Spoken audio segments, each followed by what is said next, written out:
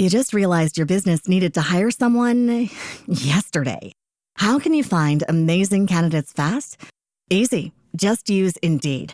Stop struggling to get your job post seen on other job sites. With Indeed sponsored jobs, your post jumps to the top of the page for your relevant candidates, so you can reach the people you want faster. According to Indeed data, sponsored jobs posted directly on Indeed have 45% more applications than non-sponsored jobs. Don't wait any longer. Speed up your hiring right now with Indeed. And listeners of this show will get a $75 sponsored job credit to get your jobs more visibility at Indeed.com/ARTS. Just go to Indeed.com/ARTS right now and support our show by saying you heard about Indeed on this podcast. Terms and conditions apply. Hiring? Indeed is all you need.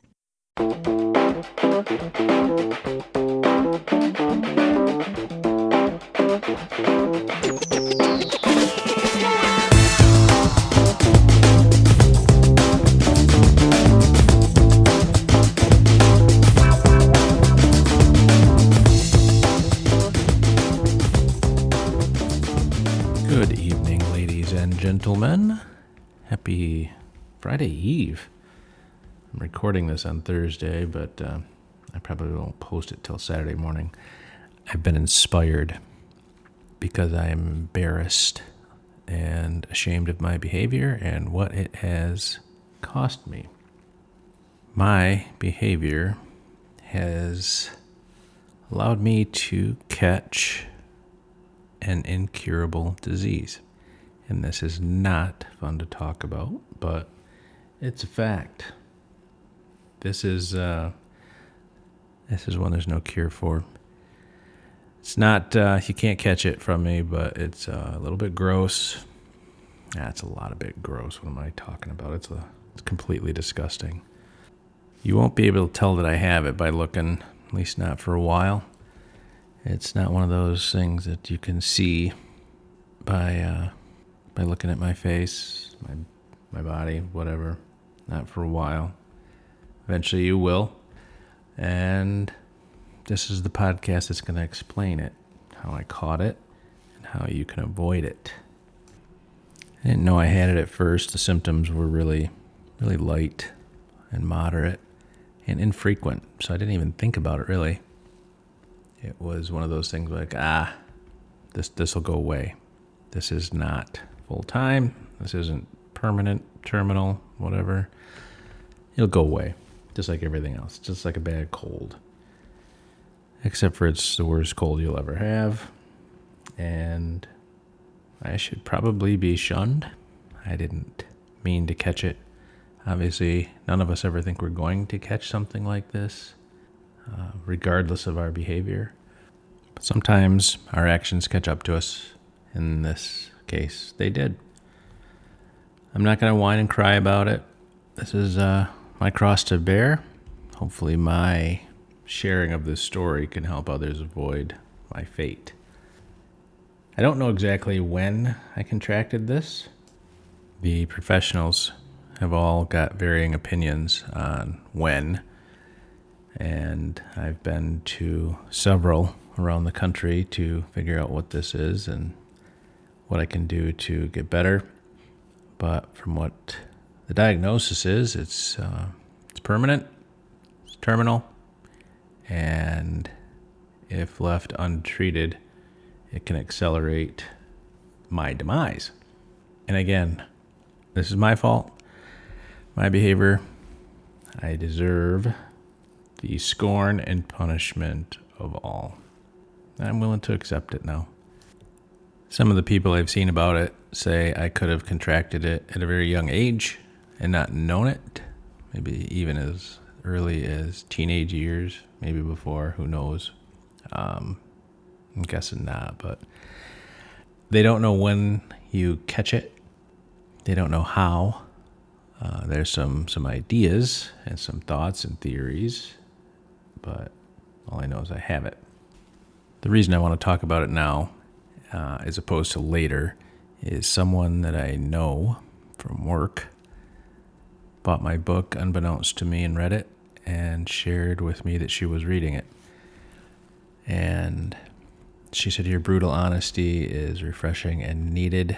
I've laughed and cried, and I walked that path with you through the whole book. The fact that that book impacted her that much, that, the honesty part of it really helped her. Maybe I can help some others with this piece of honesty and help you avoid my fate.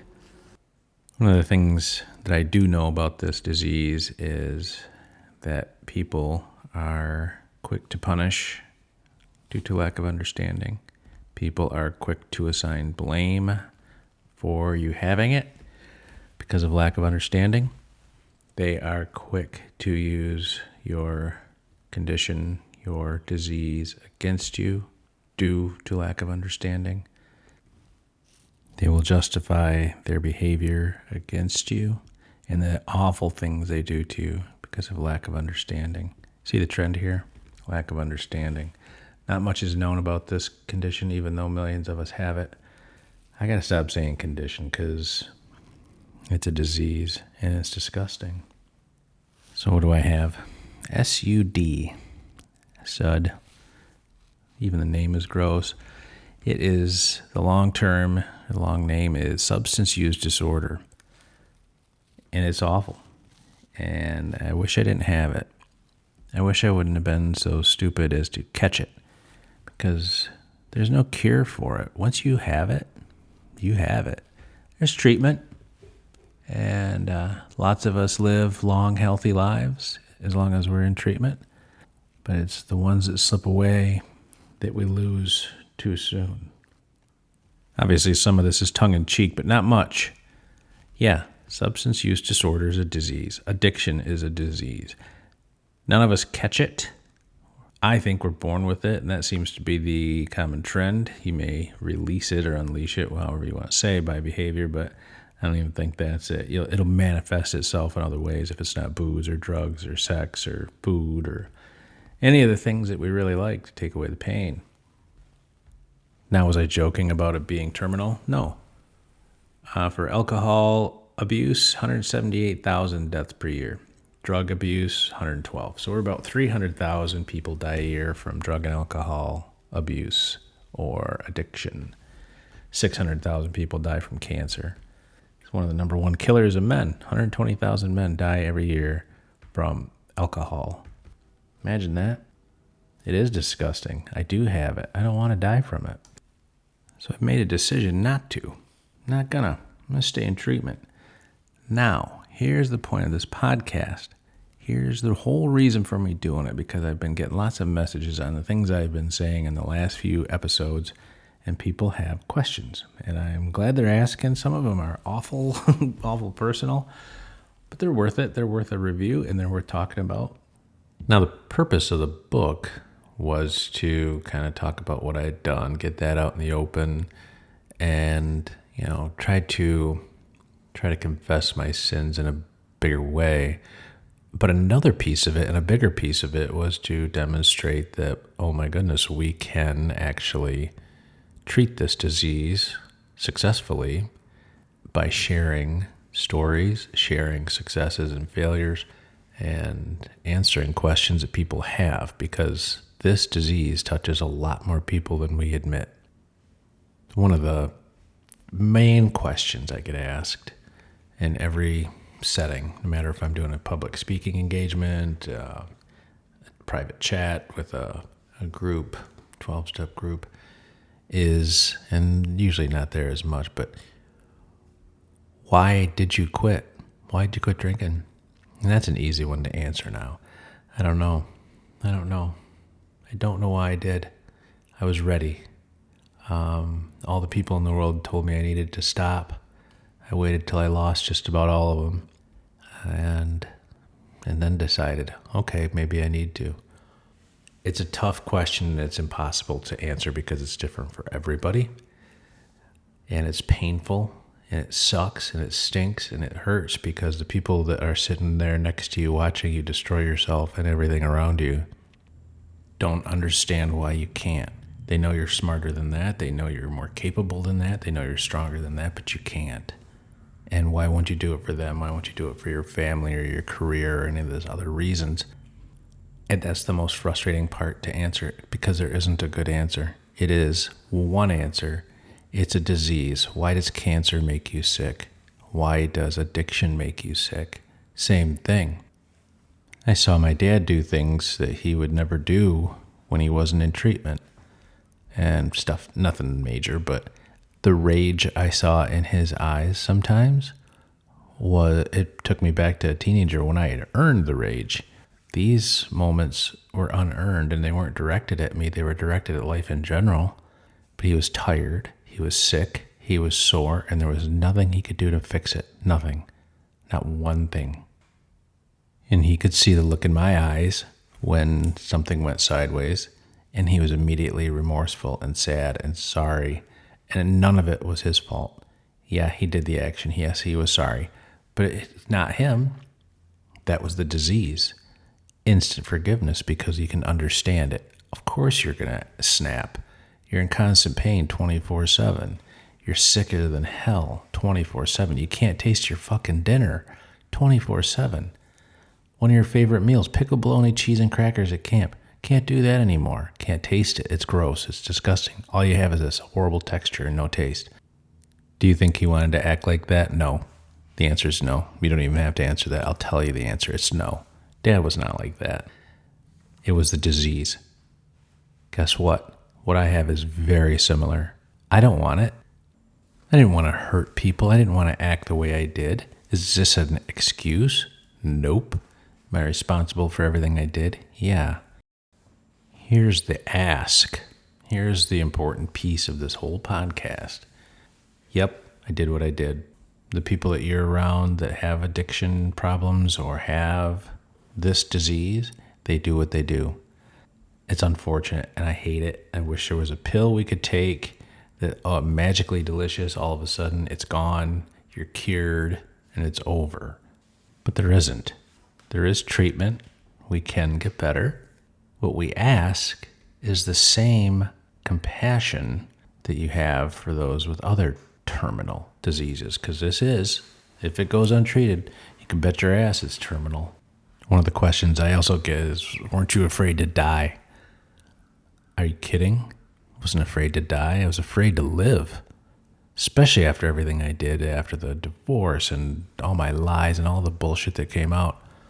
No, I wasn't afraid to die. I would have welcomed that. I was afraid to live. All of a sudden, you got to face all the people you love and the scorn from people that you do love and don't know and all the other different stuff that goes with it, because this disease is okay to punish, and that's bullshit. It's not okay to punish someone that's sick, especially after they're on their way up and they're trying to get better and they're doing their best to get better. So if you're dealing with somebody that's got addiction problems, if you're dealing with somebody in this world, you need to make a good decision. Are you compassionate toward that person? Do you love that person truly? Because if you do, it's a tough road, and you need to be just as strong or stronger than the person fighting the disease. That's a fact. One of the things we're told in recovery in some of the rooms we spend time in is that what other people think of us is none of our business, and I agree with that. We're also told that we are supposed to eat the anger and the hatred and the bad feelings that are directed at us because of the actions we took in the past. I agree with that too, to a point. Taking responsibility for your actions is part of life. It doesn't matter if you have a disease or not. What I disagree with is the duration. Life is hard for everybody. We all have challenges, no doubt about it. People in recovery are no different. I'm an advocate for those in recovery because we do not start off with a head start. When we get diagnosed with this thing, it's not, oh my gosh, what can we do to help? It's not that at all. And I'm not crying, poor me, poor us. It's not it at all. What I am saying is, for those of us in recovery, for those of you seeking recovery, for those of you even thinking that you want to try it, do it and be proud of it. Is it hard to walk in that door of AA the first time? Hell yeah. Again, the first chapter of my book is called 100 Laps because I was too embarrassed to go in there. Easy as shit to go into the bar right on Main Street, park right in front of it. That's my spot. That's my chair right in the front window. Piece of cake. Walking in the door of AA is hard. Is that because it is hard physically? Nope. Mentally, yes. Why? Lack of understanding. We fear that which we do not understand. It's easy to be pissed off at somebody that's a drunk, but it's very difficult to be pissed off at somebody that's sick. Very difficult. And to carry that shit on forever and ever, that's not the person in recovery. If you're trying your best and you find it, and it's a beautiful thing when you do, and I can't wait for all of you that are seeking it to find it, because when you do, it is glorious. Are there going to be people that resent your health? Yeah. And it's a shame. The shit they'll forgive from other people compared to what you've done is amazing. Don't stop. Never stop. Don't you dare stop succeeding to help someone else find success. If someone else's success is predicated by your failure, let them fail. Don't you fail. You keep going. You keep getting better. The more you're into it, the longer you're healthy, the easier it'll be, and the longer you'll stay healthy. Keep going. You've got it. It's in you. If you want it, you can do it. No doubt in my mind. I have been so remiss in my talks about recovery, and it's a shame. And you know what it is? I'm in my new house. I'm happy again, like joyful, happy. It's a clean house. It's brand new. All the stuff in it's brand new, except for my chair, which I love. Keeping that forever. That joyful bit is back. I want to share that joy with you, that happiness with you. You keep going. I don't care if you're recovering from sugar, from booze, heroin, coke, food, sex, whatever it is. If you're recovering from it and you're trying and you're making it bit by bit, you keep going, because I'm proud of you, and that's a lot. What you're doing is hard. Keep going. Here's a quick exercise and then I'll let you go. Every morning when you look in the mirror, just say this and look yourself in the eye. Don't just look at your nose or your forehead or your scraggly beard or whatever you need to work on. Look yourself in the eye and say progress, not perfection. I don't care if you're in recovery. I don't care if you're just waking up and it's Tuesday. We don't talk about Monday. Monday's just another day, but Tuesdays can be a real bugger. Progress, not perfection. Say it and look yourself in the eye and mean it. I'm telling you, that's the truth. It works. You're on your way. We do recover. We really do. Thanks for listening to this one. This is a long one, but there's been some important stuff I needed to get out. Hopefully you're inspired. Keep going. Stay sturdy. Thanks, everybody.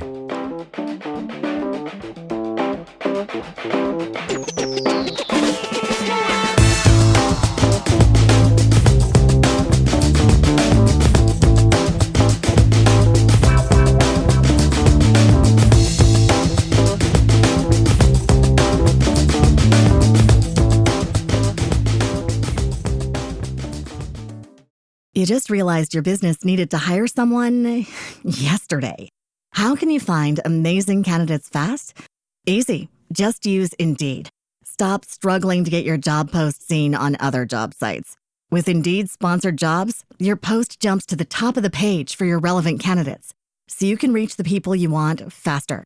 According to Indeed data, sponsored jobs posted directly on Indeed have 45% more applications than non-sponsored jobs. Don't wait any longer. Speed up your hiring right now with Indeed.